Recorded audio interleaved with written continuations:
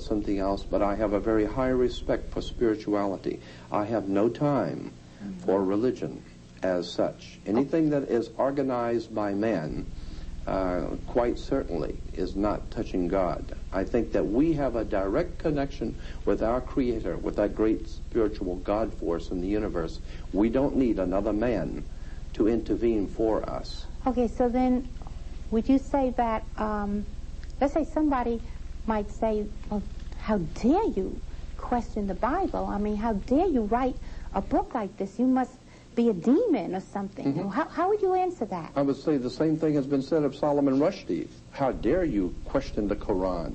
How dare you question the Karl Marx in the Communist Manifesto, or Mao and the Little Red Book of Mao? How dare you question authority? I'm saying that the man that we read about in the New Testament, the one called Jesus, if he taught us nothing, it was to question authority. Because anytime you give away your spirituality and your authority, and you do it yourself, you know, no one comes and puts your hand behind your back and forces you to give up your spirituality and your individual freedom and your right to be a human being and decide for yourself. You do that yourself, and when you do that and you give up your sovereignty to the government, to the church, to a religion, to a book, to a concept, to anything, you are enslaving yourself. All I'm asking the public to do is do a little research. See if what I'm saying is wrong, and judge for yourself. Mm-hmm. I'm not advocating. I'm not running for a political position. I'm not trying to start my own church. What I would like to see done as a spiritual revolution in this country, where people say, just say no. Just say no to organized religion. Just say no to organized government. Just say no to tyranny. I don't care where it is and what color it is. Bigotry, ignorance, ill-informed stupidity. Just say no. From here on out, the point I'm making is that you need to do your homework. You need to study and find out where things came from. But what happens? What happens when they do find out? What happens to those who their whole life has been the Bible? There's so many people who have, the Bible is what keeps them going every day. What will they have to replace it? Ask the Russians in Russia today. Ask the Russians in Russia today. What is it like when you find out that you've been hoodwinked, that your government was not the most powerful and most wonderful government on earth, and now it has totally collapsed? Now what are you going to do? You trusted, you brought up your children, you wasted your entire life, and you went along to get along. And now what happens? Your whole world is collapsing around you. And why? Because you didn't do your homework and you didn't stand up for what was right when you could have. You went along to get along because it was comfortable at the time, and now it's very uncomfortable. And I'm saying that that's what we all have to do, is look at the uncomfortable facts, that nothing is permanently on this earth. That nothing is permanently on this earth. No. Let's see. They have here Bible models, Bible morality. They have here, who was Jehovah? And this is Thomas Jefferson who wrote this. Who was Jehovah? A being of terrific character, cruel, vindictive, capricious, and unjust. Then also, who was Abraham? An insane, barbarian patriot who married his sister, denied his wife. Who was Jacob? Another patriot who won God's love by deceiving his father, cheating his uncle, robbing his brother. This is Bible morality. Now understand, I didn't write that. Other authors are in the book. Okay. But the point I wish to make, one does not need to even read the book.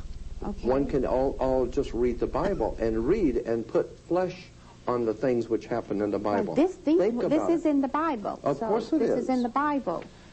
Are you aware that there were 15? Now let me ask you something. Are you aware that there were 15 other major religions? This is history now. Okay. Not conjecture, history. There were 15 major theological religious movements in the world before Christianity that taught exactly the same identical story of a Messiah who came to the earth, who was born in a manger, who who died on a cross, who had 12 apostles, who died with a crown of thorns. Are you aware that there were 15 major religions that had the same identical teachings of Christianity? Most people aren't. And I'm very suspect of a 16th religion which is copied off of 15 previous religions, and I am told that this one is the truth. I become very suspect. That's the way I am as a teacher and as a researcher and a writer. I become rather suspect, and I tell you something else I'm very suspect, and that is the connection between government and politics today in America. I think both should be investigated. And that's what this book attempts to do. Look behind the scenes of both our authorities in the world, religion, politics, and money. So when that happens, people will actually have almost a renaissance of themselves. Let us hope so. And a whole new type of person can come about. I think you will agree that that's what we need. Our country is in trouble. Our families are in trouble. Our whole human race is in trouble. And basically we can boil it down to three problems we all share on this earth in common: religion, politics, and money. And I'm telling you, the three are not separate, they are all one. Because in the ancient world, the king always represented not only temporal power, but also heavenly power. He was the connection between the people and God. That is why today we have you cannot get married in this country today in America. We are told that there is a division between church and state. No such division exists. If you want to start a church, you must get a 501c3 permit from the government. You must get permits. You must pay the fees.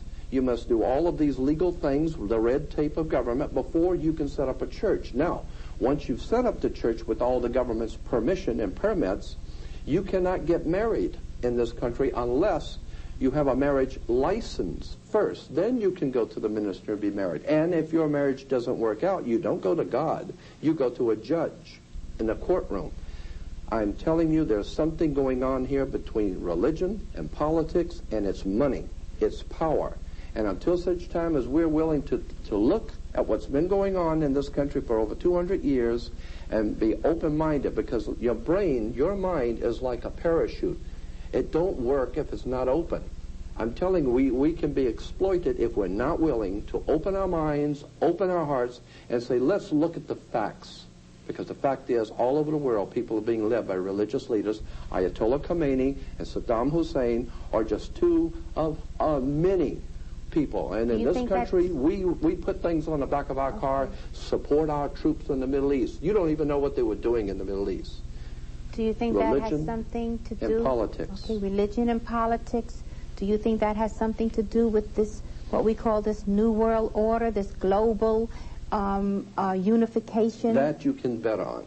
You do? I think that I can make a very good case of that in a court of law if given an opportunity. If you look at the symbols on the back of the $1 bill, the pyramid on the back of the $1 bill, above the pyramid on the back of a $1 bill, look at it. You'll see an annuit coeptus. Annuit coeptus in Latin means our enterprise is now a success, or our project is now a success. Look at the wording on the banner beneath the pyramid, Novus Ordo Seclorum. Novus Ordo Seclorum is new order of the world, the new world order. Why is an Egyptian pyramid on an American dollar bill? Are you aware of the symbolism going on here, like the Washington Monument in Washington, D.C.? You know what the Washington Monument stands for? It stands for the male erection. And it connects right down the waters of life to the Oval Office. The Oval is the female. The Washington Monument is the male. It has to do with religion. It has to do with sex. It has to do with political power. And we take these instruments and we take these symbols and we think they're so marvelous. Do your homework and you'll find out that so much of what we consider to be holy and righteous is in fact nothing more than sex, religion, and money. And most people pretty well know that. But no one has actually bothered to confront the establishment.